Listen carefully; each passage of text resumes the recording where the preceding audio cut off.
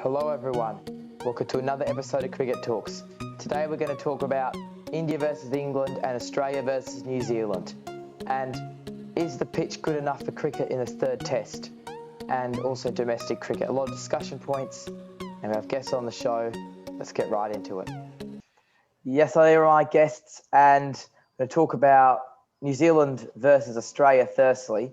And Devon Conway hit a brilliant 99 in the first T20. Kane Richardson, well, kind of a mistake, and a lot's happened. Gupton and Williamson, again, cricket stars, Aussie selectors, without Warner and Smith, looks like Australia, eh? And Matthew Wade, not really a T20 batsman, and has the Daniel Sams gamble paid off. It's interesting, Matthew Wade, not a T20 batsman, because I thought in the series against India in the T20s, when he opened the batting, he actually batted quite well. Yeah. So it's quite interesting. Obviously, players do go in and out of form, and I think you might have to give him a chance. I haven't really watched this New Zealand series, so I don't know how he's been playing. That's just my opinion. I think the things going against Matthew Wade is that obviously he's not the youngest guy in the Australian team, and he's not established. So I think maybe pressure's really on him, because if he doesn't get runs, then the young guys like Philippi and guys like that, they're just when Smith and Warner come back, they're going to take his place. So he'd be looking to try and get some runs in the last game. I certainly think Matthew Wade has been looked upon as the replacement player for David Warner to open with Aaron Finch. And I noticed Matthew Wade opened the batting in the test matches as well, which is interesting. Let's get on to India versus England. What a fabulous series, but also third test. That pitch is an absolute shocker. I mean, Yeah. It's great to have cricket back on Channel 4 and all that, but the BCCI, I think because they know the England bowlers aren't super tired because of their excellent rotation policy, the BCCI are just whacking them down with it's like a really bad pitch. Do you think that could be the potential reason why Sky or BT didn't go in for the rights, because they might have known about these pitches? I'm not sure. I doubt anyone could predict a pitch like that. Yeah, but you never know. I think it's a bit disgraceful, though. You see a test match like that the other day. It only lasted a day and a half. It's not good for the game, It's not good for young children watching the game. And yeah, there's not much more to say about it, really. I mean, it's like they were told that we need to finish it in 2 days quickly. It's because that pitch, it was pretty difficult to score anything above like 150. So I just think when you have scores like that, you don't get the right balance between bat and ball. Obviously, I think if it's a little bit in favor of the ball, it's always a better pitch. Yes. But when you get it's this in favor of bowling, like it was turning square, and then it was uneven spin. It wasn't just like it was turning a little bit; it was going straight and then turning. So I think it was just a little bit too much, in my opinion. Let's be honest. The problem if Joe Root's taking 5 wickets for 8 runs, it's not a good pitch. Yeah, he's a decent bowler, but come on. You can't get it. Yeah. I mean, I must say that Akshar Patel has done well. Like 6 for 38 and 5 for 32. Ravi Ashwin, the Indian bowlers have done well, but there's a conspiracy I have. Ishant Sharma and Jasprit Bumrah are not bowling in the second innings. It's like it was all under planning from the BCCI. Well, looking at that pitch, they wouldn't have needed to bowl, to be honest. I know. With the way, Could be dangerous with those footholes. Yeah. Maybe they're trying to just make bad pitches to find a different alternative and take the mickey out of that ECB rotation policy. Just get some concern. Yeah. But if I just look at the reasoning for why they've made a pitch like this, like maybe just looking at it, when you look at that first test in Chennai, people were saying it was too flat for the first 3.5 days. So obviously that's not an excuse to make a pitch like this, but that might be the reasoning behind, like the people who in Ahmedabad who looked at that first test in Chennai, they might have been like, oh, that's too flat. We need to make a pitch which is more helpful to the bowlers. So maybe that's the reason why, but it's still going to be rated poor by the ICC, so it's not a good pitch. England have been a very good team overseas, and India often do like to match fix when they play at home, and viewers need to be careful. But it's crazy. India play overseas, and they are a great team, but it's because they're structured well. It's not because the pitches are in their favour. The second test was a pretty good pitch with India-England, to be fair. The third test would remind me of what a test match looked like 80 years ago, like what we would have seen in the Evolution of Cricket series. But like, I think back then the difference was that it took longer to score runs, which sort of just evened the game out a bit. It's like turning it into a T20, like four T20s mashed together. T20 mashup, IPL. Maybe that's what they were trying to get in. They'll be like, we'll play a few T20s to fill in the gap of the last 3 days. We'll just play a couple of T20s. Oh my word. It's crazy stuff. Also, it was, I think I read somewhere that it was the shortest test match since 1932. So that kind of tells you how rare it was. But anyway, well, hopefully the next pitch is better. They have to do a better job. Yeah, they have to. BCCI TV didn't mention any of these issues, apparently, allegedly, which is bizarre. Anyway, on to just quickly the England. Michael Vaughan definitely did on Twitter. Yeah. I mean, people who are independent from the BCCI, like Channel 4 and Michael Vaughan, and people like that will criticise it, but like independent. But people that work with broadcasters sometimes they have their own agendas to fit in. Like England's women's team, they're leading a 2-0 series against New Zealand, and some good efforts bowling from England and batting. I haven't watched more of that. A lot of that series, but the good thing is for England is that with the World Cup coming up next year, get some game time in. So it's good for them. The women have been off on a break for a long time. So ever since that West Indies series last year. So I think it'll be good for them to get some game time and hopefully get some wins under them. I don't watch too much of women's cricket, but I've been to a few games, and I feel like there's only about 3 or 4 really good teams. And I think that's like South Africa, England, India, and maybe Australia. Definitely Australia. Yeah. And New Zealand's bowling attack, other than Sophie Devine, practically suck in women's cricket. I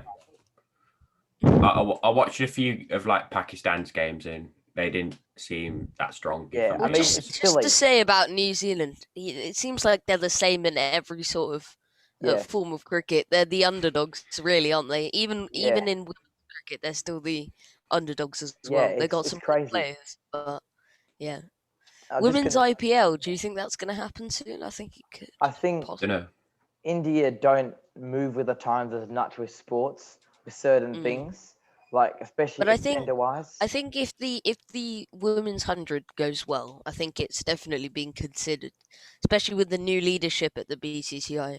Hopefully, there's some change, but we'll have to wait and watch. They're pushing that quite a lot, that women's 100, aren't they? Yeah. I think it's the first game and similar the prize good thing money. about that is that the women's prize pot is the same as size as the men's, so there's an equal incentive as well, which is good. I think the ECB have probably been the leading board in terms of quality in cricket. I think Cricket Australia have been not too bad either, but I think there is room for improvement. Now on to domestic cricket in Australia. Moses Enriquez, Cameron Green, Cameron Bancroft, Travis Head, all batting really well. This is going to be an interesting change for the Australia's test team, and they're probably not going to play a single test until the Ashes, which is kind of crazy stuff. I disagree with it. It's going to be a difficult job for the selectors because they'll be like, how do we select who we're going to play? Because they're all going to do well in domestic cricket because they're good for domestic cricket, but it's picking who's going to be good at the test match level as well, and that's so hard to predict. But obviously you want them to be scoring runs at domestic level, so it's a good thing, but the tricky thing will come when they have to select who they're going to play. Do you reckon they probably will end up having a test series, like maybe not planned, but might arrange one or something? But I thought they had a postponed test against Afghanistan, so maybe they might play that while they're waiting. But what are your thoughts on what are your thoughts on Australia pulling out of South Africa? Because that was quite a surprise, and I don't think South Africa cricket are very happy, to be honest. I think, look what happened to England's team when they went to South Africa. All that happened. And I think Australia just said, look, England has a very tough, perfect biosecure bubble, and they're very good arrangements. People could trust that, like in England, they can make a perfect biosecure nature for the players to be safe. Rather than South Africa, I don't think there's that trust after that England-South Africa series, and the Aussies have gone, no way. But I think the South African Cricket Board are seeking reimbursement because they had to like bear some costs for like the biosecure bubble and stuff. They set all that up. So I think I think it would be nice if the ICC could give them some financial reimbursement because it's obviously a It difficult would be. time for them. But obviously it's disappointing to not have that series on. But do you think they could play that Afghanistan series instead? Like not series, but they were Yes. planning to play a test against Afghanistan. Maybe they could fit that in. Is it Probably- I think it'd be safe to play in Australia. Yeah. I think the UK are good at making it safe for certain things. And India even at times. I mean, I don't know about 55,000 people on the ground. That's not right. That's what I'm saying. You know, Yeah. like in Perth, you look at 55,000 in the ground and there wouldn't be a problem. But 55,000 in India where you've run out of testing kits, that's a problem. Yeah. I think yeah. I think That's the problem cringing. there is they need to properly space them out because I saw yesterday they were all just. I mean, it is very hot in India, but they were all just crowding in the shade because it was so hot. But Yeah, I guess I was watching videos of them queuing up outside the ground. There's no social distancing whatsoever. Exactly. yeah. In I mean, Perth, as look, like yeah, you can Yeah. get away with it. But in the UK and India, don't allow more than 25% attendance. Just don't risk it. yeah. I think the message here is in terms of cricket, especially, is don't mess it up now. Like we've got in a good-ish position, so then we want to get this summer going ahead. So we don't want to push on the easing too quickly. So we But there is a end up date for no restrictions whatsoever with Yeah. fans. So that's the first time we've had that where it's like an exit date. But yeah, as we've learnt from this pandemic, nothing is certain. So we'll just have to wait and watch, I guess. Yeah, I mean, Perth's just, limit is 50. just, We have 50% Ethan, limit. Just touching back on that India England series, your thoughts on the last test because it means a lot for Australia, doesn't it, in terms of the World Test Championship final? Well, I think Aussies aren't looking at it enough. I am praying upon everything that the series gets tied. Not Well, trying to so be far the biased. series has been pretty good for you guys. Like England have got a win, which means that India haven't steamrolled them, so they have a good chance in the last test to maybe make things even and send Australia into the final. So England are out then of the World Test Championship final. So if India win, they go through, and if India lose, then Australia go through. So I'm sure you'll be watching that and hoping that England win. Maybe one of the only times you hope that Yes. England win. Yeah. Anyway, on to the discussion points. So Harry Conway gets 6 wickets in innings for New South Wales. Just a quick update on that. He's bowling to make the batsman play false shots. Another rising star. Just quickly. Yeah. Now Good young talents. We've got a proper discussion topic now. England player management in 2021. How is it going so far? Well, I think it's an interesting strategy because no one has rotated as much as England have, and now I can't see why they've rotated so much, but it's an interesting strategy for them. But with Mo and Ali, because now they only pretty much, I don't know if they have any backup. I think they might have some backups, but with Mo and Ali gone, they really only have one player who's played any Test matches before. So with Leach, so it's I think annoying it's me. quite interesting. Yeah, They sent Chris Woakes home as well. Probably, in my opinion, one of our best players, but he always gets dropped, and it really annoys me. At the start, it seemed like it was coordinated, but now with Mo and Ali, they were like, "Is he gonna stay? Is he gonna go?" It seems like it's almost sort of falling apart a little bit. So, Yeah. but we'll have to wait and see how they do it over the next year. It'll be interesting though because they're rotating their players around and giving more people opportunity. As long as you can keep a certain amount of good players in the team for each game, like maybe 75% of your good players have to be there each game and 25% of new players. Some rule like that would be pretty cool. Number 2, Australia not to play a single scheduled test series before the Ashes without a winter test. How can Australia keep good test form? That's the tricky thing, isn't it? Well, they'll be hoping they go to the World Test Championship final, which will give them a little bit of practice. There's hardly anything, so they're just gonna have to really work hard in the domestic season, and then hopefully maybe some of the ODI tours might help them, but they're all professional players, so we'll have to wait and see what I they're mean, gonna do. look how Steve Smith and David Warner coped when they got back. Like they just Yeah, came straight back in the team.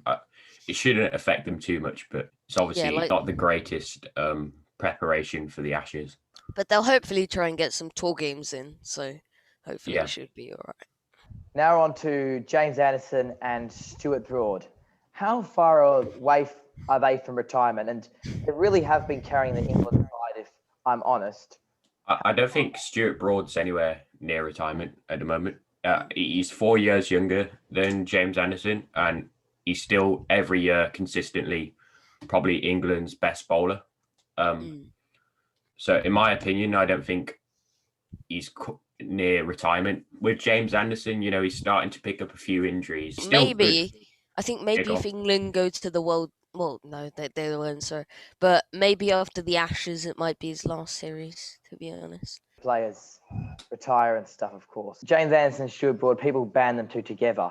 When both of them are missing from the side permanently, it really does damage. So England need to make sure that they have a fair backup for their side, in my What view. I hate so much, so much, that England seem to be so eager to drop players like Chris Wokes and Stuart Broad, Exactly. two I of our mean, best bowlers. as long as we And can keep players like what, not we, because I'm not England, but as long as England can keep players like Wokes and Archer and even Plunkett, possibly, actually maybe not Tests, but like those Yeah, type of bowlers and the youngster, is it Jake Ball? Like those yeah, and Mason Crane and people like that. yeah, Tom Curran, hopefully Sam Tom Curran, Helm in the in future. form. yeah. I think England have a Yeah, lot of good youngsters yeah. coming through. They just This need to is get them ready for this is the international cricket. positivity of this rotation policy, is because it's getting players in. So when this incident Yeah, happens for England cricket, it'll be very good.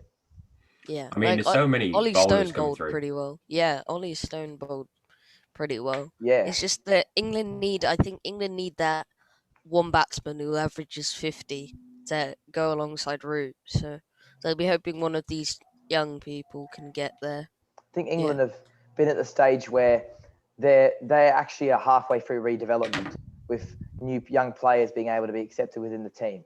Australia Mm. can't have that. I think it'll be interesting, just generally the cricket world, just a casual chat for the next couple of minutes. IPL, Indians not in Big Bash, etc., etc. How do you reckon that's going to affect the game?